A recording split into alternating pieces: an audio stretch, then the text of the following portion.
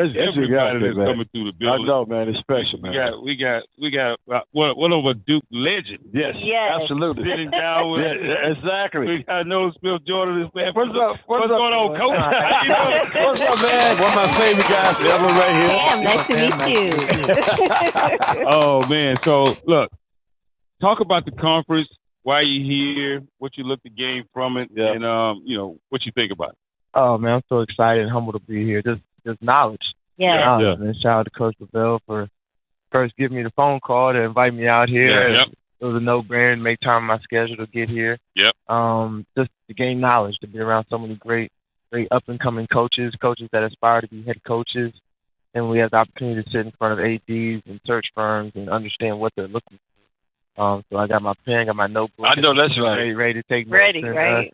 Get ready for the seat that I want. Man, Duke legend, great coach right in front of us. Nolan Smith, always been a great friend of the sports shops from way back when, man. Always shows us some love. So, Coach, you talked a little bit about some of your expectations, but at the end of the day, what you hope to get out of this? Yeah, just walk away with more knowledge that what I need to be prepared for, right? What do I need to do when I walk into a room with a search form or get on a Zoom call? Like, why do you want this job? I want to be able to sit there and tell them exactly what it is. My vision, their vision, be able to ask them the questions to see what they want, and then get it done. And make sure it's the right match. Right? Wow. Can't just take any head coaching job. It has to be the right do that. the right one. Exactly. Don't do that. Exactly. Wow. We are talking to Coach Smith. I wanted to ask you, so in your experience, as you're walking around and you're networking, what would you tell the next person about how to get to the next level? Be yourself. Be yourself. Yeah. I think that's the main thing, because they're gonna see through it. They want to see authenticity, right? They want to see the real you. That's why you're gonna get hired. So I think whenever I get to talk and network and meet people, when they ask me questions, oh man, how have you got to where you're at? Me and myself, be whoever you are. Know you have a great mind for this game. You know, at the end of the day, I tell people all the time, what we're doing, coaching basketball, it's not rocket science. Right. We're not trying to figure out how to land on the moon. We're not trying to do something that right. Right. It's just basketball. It's basketball. There's so many people in this world that have great knowledge for this game. Yeah. Right. Yeah, just be yourself. Go after what you want. Network. Meet the right people. Because at the end of the day, you have to know the right people in order to get the job. That's true. You talk about that all the time. Right. Yeah. That's a huge part of this thing. Oh, well, I'm not getting a job. Oh, well, when I saw X, Y, Z walk past me, I didn't speak. Yeah. Why didn't you speak? Right. Right. You got to speak. You got to network. You got to talk to people. You got to go after what you want and get it done. Right. Oh man. Absolutely. We're talking with Coach Nolan Smith. That's right. Duke University. Absolutely. Yeah, but one of the things we've seen you coming to the pro-am, playing at Duke. Now we've seen you coaching. Why is it that you want to coach? Why you want to coach? Because you can do so many things. Why do you want to coach? For me, it was always God's plan. When I first given the gift of basketball, it was always in my plan and God's plan for me to give back. I've been so blessed and highly favored with the game of basketball. Yeah. Right, taking me everywhere, taking me around the world, taking me to the NBA. Right. And live my dream. Some people feel like, oh, I stopped the game, I'm gonna take my money and go do whatever it is I want to do. Right. No, like people mentored me along my path, along my vision, along my dream. Now it's my job to give back. Right. It's my job to teach young kids and help them chase their dream, help them reach the highest levels of college basketball, reach the NBA.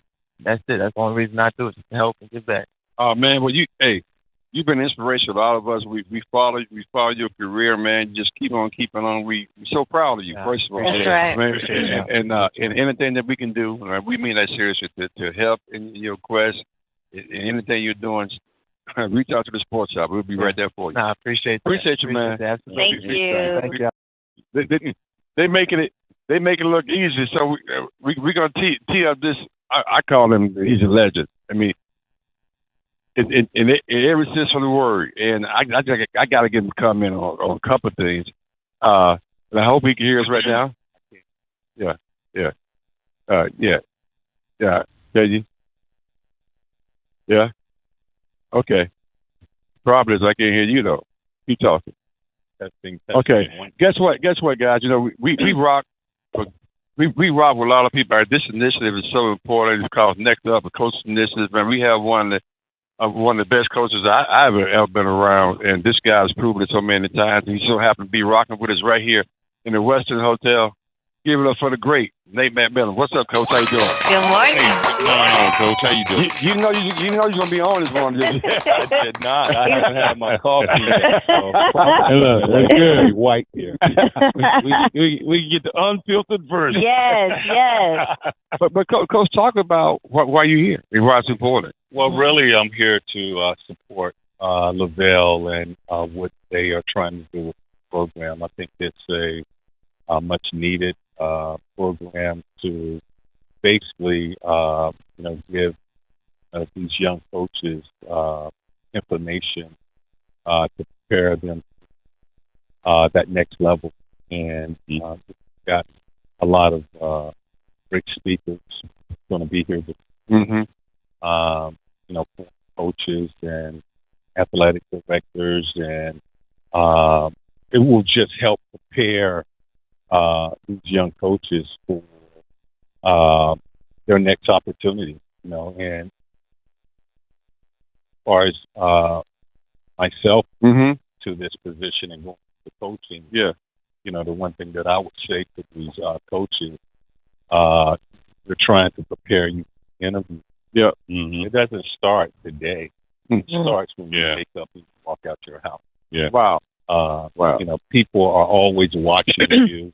And I think the question that I would ask them is, how do you get in the door? How do you get into that office? And the way you get into the office of a athletic director or owner is by what they've seen. Someone told about you. So it's important that speaking on your behalf. Yes, every day you walk out that door, you understand that you are being interviewed. Again, great coach. Nate McMillian, the NC State great, doing extremely well in his career. Coach, real quickly, your comments about the NBA playoffs as it is right now. I'm curious to get your input on that. I remember when I talked to you guys, early September. Yes. I think I said Philadelphia. Yeah, I think you did. Yep. And it was early that morning. And when I left the office, I'm like, why did I say that? Why did I Philadelphia? I just totally forgot about the Western Conference. Yeah. And my pick this year to win it was Denver Nuggets. Yeah, mine too. And you guys said that. Yeah. I'm like, how could you forget Denver? But I think it's excellent basketball that's going on right now. Dallas is playing exciting baskall. I love the matchup that we have for the finals. Yeah, me too, man. Yeah, that's going to be great. And Boston, and I'm not going to pick because I don't want to help out the other side. There you go. Okay. I feel like I'm like Charles Barkley. Oh, wow. The opposite team is going to win. So you're not going to say anything. I'm not okay. going to say anything. And just one real final comment. Luka, I mean, obviously he's been unbelievable. You coached against him. Did you know he was going to be that guy when you first? No, I mean, he is just unbelievable. We haven't seen this type of basketball in a long time. Okay. But he's slow, Coach. He's slow. And he called you? But he's slow, but he's big. Yeah. He's about 6'8", isn't he? Really knows the game. Mm-hmm. That's what it is. Yeah. He knows how to get to his spot. It's no different than Kyrie being fast. Yes. Right. Oh, that's good. They know how to get to their spot. Yeah. And, his spot starts once he wherever he is his spot. That's a tough cover right there. Really that's a tough cover. Yeah. His ability to score and facilitate. You're just seeing a special player. Yeah. That's great, right. Great Nate McMillian. Coach, you got a great event coming up real soon. Give us an insight to what that's all about right quick. Yeah, my foundation, mentoring young fatherless kids. We will have our second annual gala June 14th. And we're going to recognize again some fathers that's in the community. Very nice. Some people that have done some, great things for young people in our community. So we'll recognize about 5 individuals. Okay. We'll have, it's called the Night of the Stars, and our stars are going to be our kids. Awesome. That will be attending, and I'll have a few of my friends there. Yeah. But it's really to recognize what some of these people have been doing for our young kids. Oh, man, that's fantastic. We really need that for these fatherless kids. Absolutely. So the mentorship program started because I was a fatherless kid. And I know that these kids can make it if they have the support of mentors and role models. So we're going to have a good night. Should be fun. Looking forward to seeing you guys out there. Looking forward to being there. Yeah. We're going to have some fun. Yeah, but kudos to you and all you do. I think it's important, man. We appreciate you hanging out with us, even though it's impromptu. He's ready. You always get ready. Stay ready. Stay ready, right. Stay ready. Good to see you. Thank you, Coach. Thank you so much. Yeah. Oh, man. That was fantastic. Yeah, every morning, man. I get up. Hey, I be rolling in from Oxford going to Raleigh. And I turn on ESPN. That's it. And this dude be going, his colleagues, they be going in. Welcome. I mean, this guy is been doing it big, and I'm really curious to get into the conversation. We talk about a college basketball reporter. Report on all things sports for ESPN. We're up to the sports shots for the first time. Myron Metcaff. What's up, brother? Hey, thank you for having me. I appreciate it. Myron be on the front end of a lot of stuff. I know. Too much. He said too much. I need a break. Talk about why you're here at this conference. Well, I've known LeVelle, I think almost a decade. We have a good relationship. Talk about a lot of different things. He, mentioned to me that they were doing this. And I said, I want to be a part of that. I thought I was just kind of coming as a reporter. And then, like you go to church, you see the program, I'm in it. Look, Up next, the scripture will be. Words of encouragement. Like, Brother Myron, I said, hold on now. I thought I was Straight to church a message. I was out late last night. I didn't think I was going to speak. They had his mic. Like, oh, thank you. Yeah. So, he wants me to talk, just do some media training. And it's just such a great event to see sort of the up-and-coming coaches in this room, black coaches, athletic directors, search firms. I don't think people realize from the outside how hard it is to pull something like this off. To get all these people in the same room. Because the challenge a lot of times with black coaches, when you talk to black coaches, it's not ability, it's certainly not skill, it's none of those things. Right. What it is so many people who make decisions are white. And they don't travel in the same social circles. That's right. They don't go to the same place. I have a head coach that I know really well. When he was trying to come up, and he was saying, listen, we don't go to the same barbershop. We don't go to the same church. Right. We don't have these sort of common ties to one another that would allow me to get to know them on a different level. Right. So I love an event like this because it's making people get in the room and get to know some folks that maybe you wouldn't try to get to know otherwise. Right. But here's the problem. Schools should be reaching out without events like this. It shouldn't take an event like this for you to say, hey, that's a young black candidate for a women's job, a men's job. Right. You should make it your mission and your goal to go identify some of these folks. So I'm glad this is happening. I think it's the start of something beautiful, but it also showcases the challenge in the college sports world. Very good. Too often, first time, people meet us is on paper. Right? They don't have any relationship. They never see. They can't put a name with a face. Right? First time they meet you is on paper. They see all your accolades on the resume. So, this, like you said, this type of event goes a long way. But Myron, talk about, just being around the business, just understanding the difficulties that young coaches face, and then like the dynamics of the industry of sports, if you would. If it was one thing that people that were listening could probably take away from it, what one piece of advice you could probably give? Well, I think you just got to always be prepared, for the moment and the opportunity when it presents itself. But again, those moments and opportunities don't present themselves enough. to our coaches. Let's be real about it. Like, we're going to have a real Hey, you have no idea. I sound like I'm listening to the radio. Yeah. Let's be real. I forgot I was on the radio. I got caught up. I just watched No, let's have a real conversation about it, okay, right? Yeah. Our coaches, sometimes when you speak a certain way, with a certain dialect, people will assume you're not intelligent. Right. Now, I can use big words and speak like this all day if that's what you all would like. I can do that. Absolutely. That'd be great. But if I talk like I'm at home, now all of a sudden, there may be an athletic director or a search firm exec who goes, that's real right there. I don't know if they're articulate enough. That's right. That's real right there. Right? Yeah. When people say articulate, what they're saying is, you sound white. You say articulate. That's Yeah. exactly And right. if you're not articulate, you don't sound white enough. Right. That's right.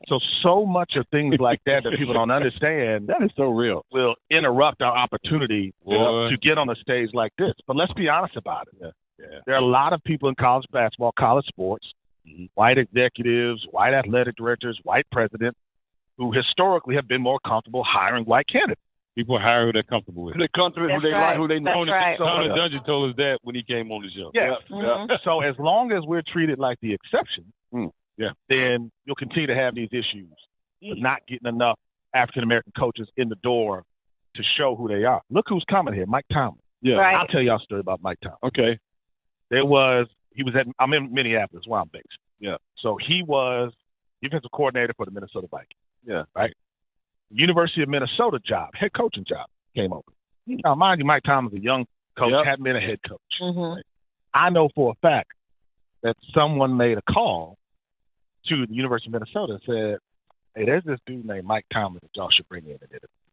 Y'all should bring him in, give him a chance. He can be a great head coach. Everybody sees it. Right. They didn't do it.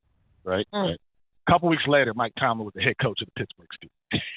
Now that just goes to show you. That's crazy. That just goes to show you how difficult it is that there were people who weren't calling Mike Tomlin as a young coach and coordinator because they didn't know if he had it. But now look at what he's done in the NFL. Unbelievable. Because they have no idea what they're looking for. Or you have to be exceptional in some ways that makes them feel more comfortable with letting you lead a program. And my whole thing is treat everybody the same. Let everybody have the same opportunity, and then let's see what happens. That's right. We talked to Myron Metcaff. That's great. Last night, please tell people. I mean, I know, but tell people how they can hear you each and every Sunday, man. Nationally now on ESPN. Talk about that a little bit. Yeah, I do ESPN Sunday morning. Matt and Myron, my co-host Matt Jones. We have a good time. Also host the NFL pregame show. That's right. You certainly do have a good time. Yeah, we do. So if you're on your way to church, leave the church, you'll hear us cutting up. We should be in church. That's the truth. That's true. That's why I should be. We wouldn't be doing all that acting up. I got one question for you, Myron. We talked about maximizing. You talked about maximizing your moment. What was your moment to get you where you are? That's a good question. I think probably when I was in college, and I went to this event in Dallas, Texas, that ESPN was hosting. About 500 kids in the room. Everybody rushed up to meet all the ESPN people. Yeah, right. I was going to leave. I was like, that's too many people. And I said, no, let me wait it out. Right. Got to the front of the line, met one of the ESPN execs, and I said, great to meet you. I look forward to working with you in the next 5 years. That's what I told him. I'll be at ESPN. I just sort of declared it. I declared it to myself, and I just followed it, and I just believed it. So I don't know if I had a moment. I just had belief that I was enough. Oh, that's good. That's consistent with you are enough. Creighton Blackwell said, "You don't be wasteful. You got to go ask for it." Yeah, don't wait to be picked. Yeah.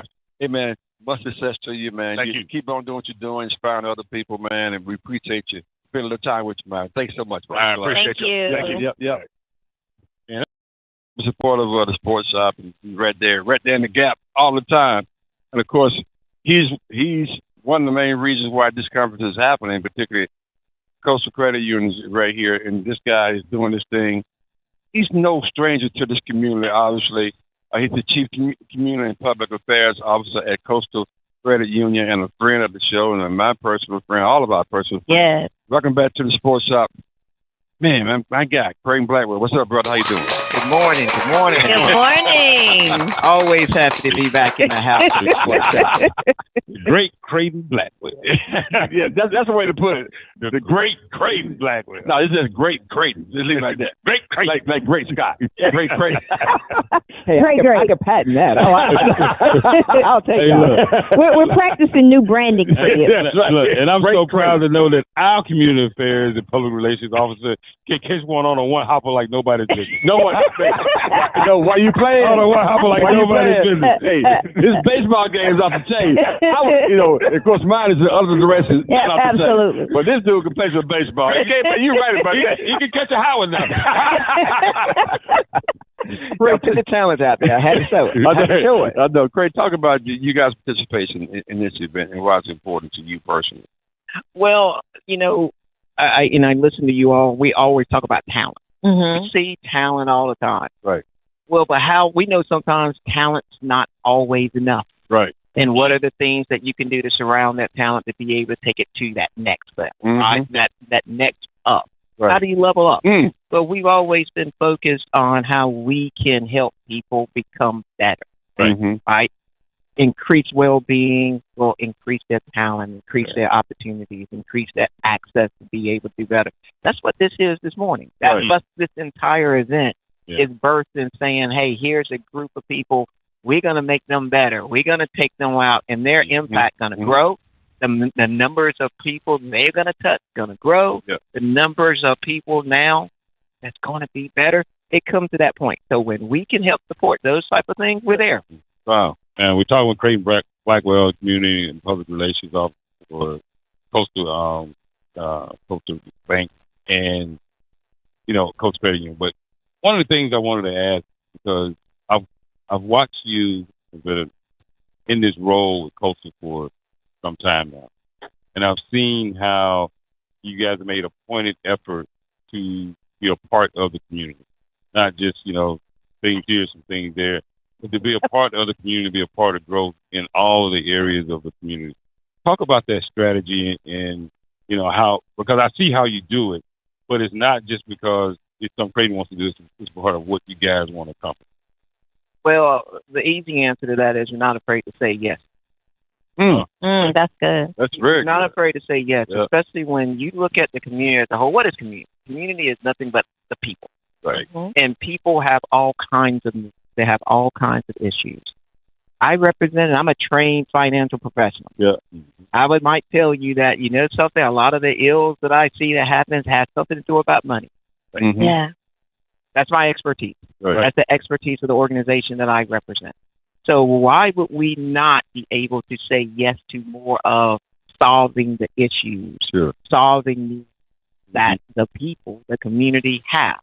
So don't be afraid to say, yes, I can do something a little bit more. Yes, I can look at this and I can connect these things because it's a whole solution to you, not just one solution. Right. Many other organizations, they're afraid to say yes. They'll find reasons to say no. Right. They'll look for the no. Change the posture. Yeah. Is what I've watched you all do as you continue to grow Very good. year after year. Yeah. Is how you continue to say yes on the topics you're going to touch, yes on the people that you're willing to bring into this. Right. Like mine think. Like mine think. Oh, wow. And the fact that we can now bring all of this together, that's why I'm always so grateful to support you. That's why when LeVelle was talking, had this thought of this coming up, I said, oh, this fits. This fits perfectly of what you're trying to build in this dream. Let us be on to. Wow. This is awesome. We are talking to Creighton Blackwell, who's the Chief Community Affairs Officer at Coastal Credit Union. When I see you, I see community because, as K-Mac said, that's all a part of you and what you do and what Coastal Credit Union does. We talked about how putting something like this together is really not just for coaches, but wouldn't this be great, just personal development in corporations. So just kind of talk about personal development and how important that is. There is no argument that everything that we're going to talk to them about from coaches today is the exact same thing that we talk about in leadership, period. As when you're talking about personal development, this is it. This is how you become better leaders. These are talking about the skill set and talents that make leaders. not just the charisma, not just even the network of how many have gotten the leadership. This is about skill sets and talent and building on them. There's not one of us that's not looking to want to develop and become better. That's right. This is exactly that. You can take this same event that LeVelle and Coach Tomlin are putting together, and we could probably go take it and put it into any corporate job right now, any industry, any organization. All we have to do is change coach to leader. That's right. And it's another development opportunity for us all, which might be a business idea that I might be throwing out after this is all over. Next up, Leaders Initiative. I had the thought when you were talking. But you're right, and that's another reason why we're here, because we also see that as I'm looking forward, and I hadn't coached in a while. I'm looking forward to listening and being part of this for the professional development that I can pick up from this while I'm here with them today. Well, that's an interesting segue to my question. Again, we talked to Creighton Blackwell, Chief Community and Public Affairs Officer for Coastal Credit Union. You're going to be one of the first speakers here today, right? Yeah. Can you give us the insight to what you're going to talk about? A little bit of what we're talking about right here when we're talking about the parallel. As I look at the journey that I've gone through for my financial career, I've been doing this for 28 years. I remember being next up. And I remember those that reached out to me to say, hey, these are things you need to do for interviewing. Here are tips. This is how you need to broaden your network. Those things that helped me along is the exact same thing that this conference is built to do for these coaches today.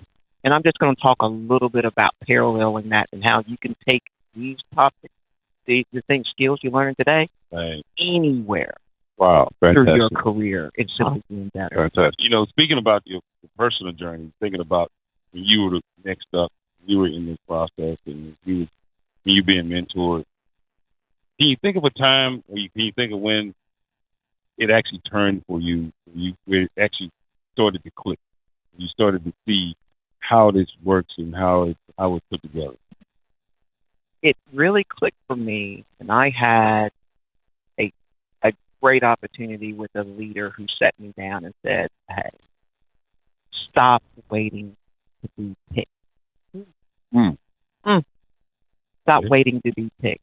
Hey, you're getting your goals, you're performing very well, but if you wanted those next levels, you can't just continue to sit there and wait for that person to come pick you and someone to just pick and choose you and stick you there. You have to get work that much more. You got to go to things like this. You got to build up all those other skills. You got to then put your hand up, demonstrate what it is you can do at those other levels, not just sit there and say, well, I've done well. Now come get it. That changed my entire trajectory. There are a lot of young people that do exactly what you say. I've done well, come get me. Then they say, why don't you come get me? Right, exactly. Then when you don't come get me, that means you don't want me, you don't need me. I'm going to another job. I'm going somewhere else. But when reality is, don't wait. Right. Don't wait to be picked. Right. Now, don't end up on 15 boards of directors of nonprofit boards like me. Like him. Like I went a little over. I'm trying to get him on another one. You got to be careful. You got to be careful here with Creighton, because he will pick you. Don't you want to be on this board? No. Because he's trying to transition off. That's right. That's exactly right. You're like, no. Brother Creighton, man, we appreciate all that you do in the community. Obviously, that's why you're part of this, and you walk the walk and talk the talk, and that's what you do. We appreciate it, man. Keep on keeping on, man. And looking forward to a great day. On this next up, Coaches Initiative, we've got Creighton Blackwell, Coastal Credit right here doing this thing. Appreciate you. Thank you all so much. Thank you for all you do. Thank you. Thank you. Man, that was big time there. Talk about greatness right now. What's going on, Coach? Greatness has arrived. Oh, my goodness. Man, we are so happy. We're so happy. We're pleased to have, look, one of my favorite coaches. That's true. The guy that I talk about all the time. One of my mentors. One of the guys that, I say to myself, this guy is the greatest coach I've ever seen. He is phenomenal. What morning we dealing with? Because this is, I got to get up out of here. This is. I say it all. I tell people all the time. I say, if you want to see coaching like never done before, you need to go out to Coach Keats. Coach Kevin Keats is the guy.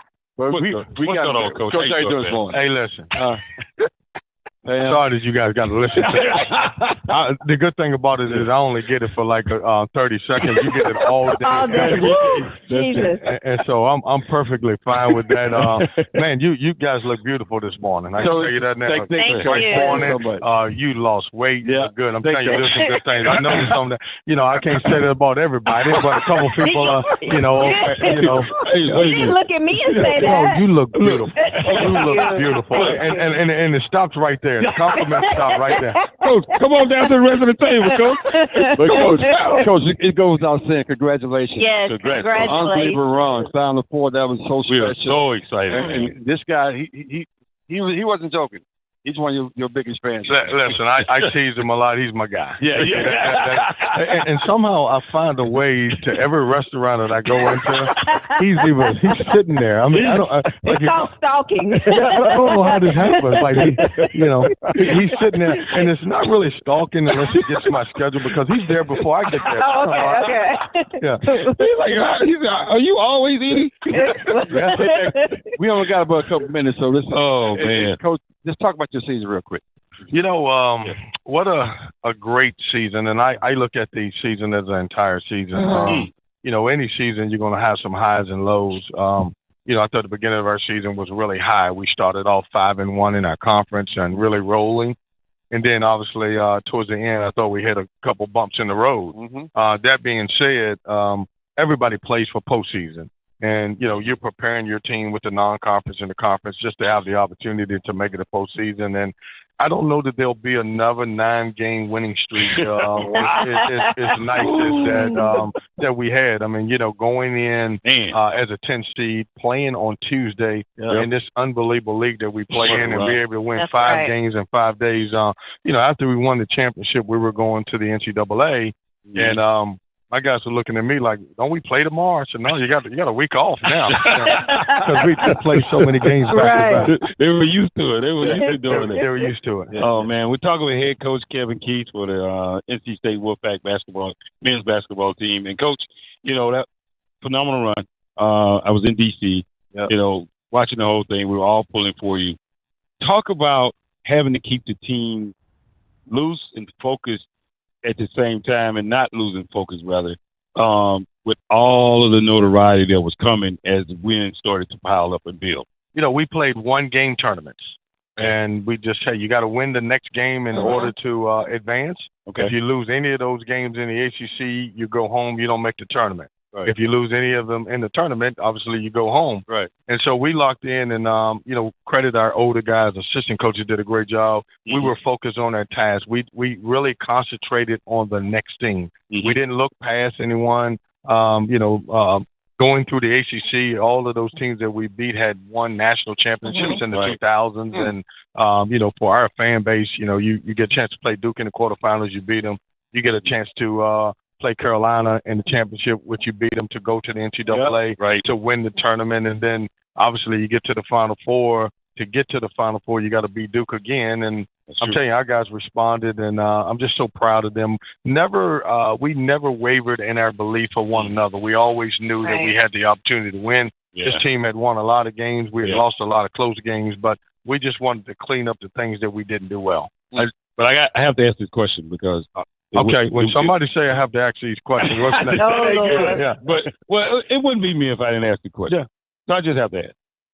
How did you block out all the noise? Because people didn't see what you saw from this team. Yeah. People didn't see what you were capable of doing with this team. People didn't believe that you could get this team to believe and do what they were doing because it was you. How did you block that out? Yeah, it was funny that I couldn't believe that there was so much noise. And when you think about this year, we were coming off an NCAA tournament. It's only 5 teams in the ACC that went to the tournament last year. That's true. And it's only 3 that has been back-to-back, us, Duke, and UVA. So my thing was like, why is it so much noise? We won 17 games. We were 9-11. Right. playing really good basketball. Right. People would die to come off of a NCAA tournament. Right. And then obviously doing it back to back. So I couldn't understand it. Right. But it was bigger than me. You know, we locked in. You wouldn't believe this. You know, on the way to shoot arounds, we were listening to rap music. On the way, we were listening to gospel music. We leaned into our faith, and we did exactly what we're supposed to do. We had, you know, so I was a little surprised by the noise. But really, the only thing that really mattered were the guys in the locker room, that nobody's in our practice, as you touched on. Nobody's been around our program, and you know, I was very, I'm secure in who I am as a coach. Come on, coach. You gotta be. None of that stuff ever bothers me. Right. Right. You gotta be, because like, we talked about it all the time, but it was just like, well, you know, not like, you know, he older than 15. Right. Like, what's going on here? It was weird. I mean, with 9 and 11, most people, the standard is 10 and 10. With 10 and 11, we just come off the NCAA as one of 5 teams. Yeah. And to have so much noise, couldn't believe it. You know, I just couldn't believe it. But it didn't matter, because the only people who it mattered to was the ones that were in the room battling every day. Awesome. We are talking to NC State coach Kevin Keats. So you're here for the Next Up Coaches Initiative, and coming off the theme of NC State, why not us? Well, when you look at the coaches that are going to be in this room, and they're looking at you like, why not us? What would you tell them? Well, I think it's I was those guys. You know, listen, I may even, some of those guys are further ahead than I was. 13 years ago, I was a prep school coach. Okay. And I was at Hargrave Military Academy in a small town with one stoplight. And here I am now, just coming off a Final Four and an ACC championship. Right. And so, you know, we just need opportunities. You know, and that's one of the things I'm going to talk about these guys is giving us opportunities, because once we get opportunities, we're going to be fine. And it's some superstars in that room that are not being recognized. And if I can share anything about my story and how I was able to, you know, get to where I'm at, if I can give them, you know, one thing that can help them in their journey, then I feel like I did my job. And it's up to me and other coaches that look like me to be able to educate and help and provide as much as we can. You've already given them something. Yeah.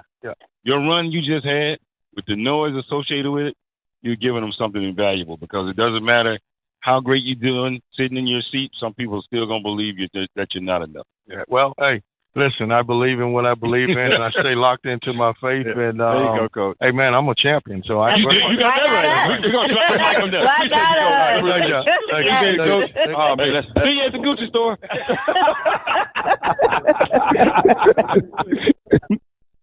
Oh man, this is phenomenal, man. We're getting started, but I had to pull this guy in.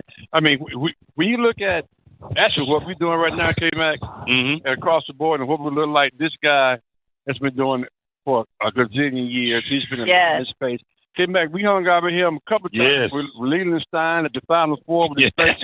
I mean, and when you look at the guy that's setting the standards for all of us, you sit right in front of us, man. Welcome to the sports shop for the first time. William Bill Rhoden. Man, good morning, sir. How you doing? Good morning. I just saw Coach Tomlin coming in, so I think this is about to start. It is. Great being with you guys, man.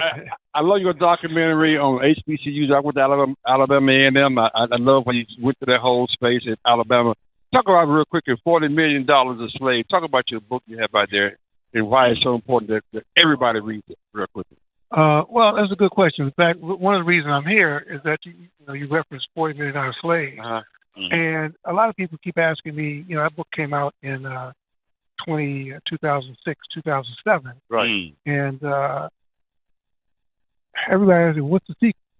And that's my question. What is the sequel? Where are we now in 2024? I hope it's not $80 million, man. Well, clearly the price has gone up. But the question is the slave mentality still there?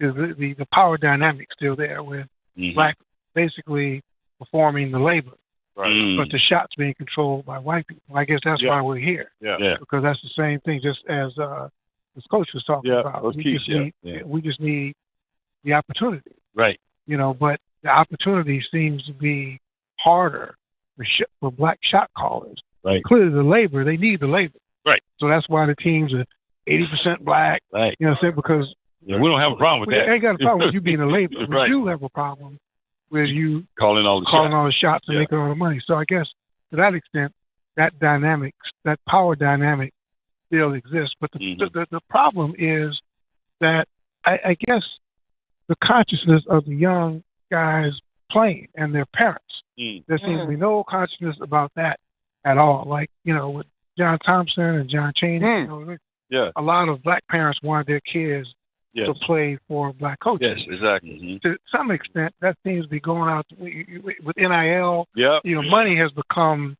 the highest value. Yeah. Right. And when money is the highest value in your culture, all bets are off because that trumps. You can be compromised. That word. I heard that. Yeah. But that well, it'd be appropriate today. Just lose, baby. Keep losing. Hopefully that's the beginning of a losing streak. Wow. Do want to get you guys canceled. No, we good. No, that ain't happening. We done way worse than that. Oh, good. Okay, that's a good company. Yeah, we done way worse. But you I know it's an unpopular opinion for people to think that there should be a shift in the power dynamics. There should be a change. There should be more representation when it comes to shot calls, as you just stated. Right. But there's others that say, I don't understand. What's the problem? You're getting everything. You're getting tons of money. You're making $300 million. Right. We got $500 million athletes out there. What's the problem? Well, the problem is lack of community. In other words, in part of the reason why we're here as black people 2024 is that we all recognize that I need you to be great so I can be great. Yes. Yes. If there's no you, there's no me. Right. And that's the only way that's why you saw back to the civil rights thing, even that you saw groups of people doing things. Right. It's a whole team idea. I mean, the whole concept of team is that we need to work as a team. But now I think that with this money, they said, well, they always know how to buy people out.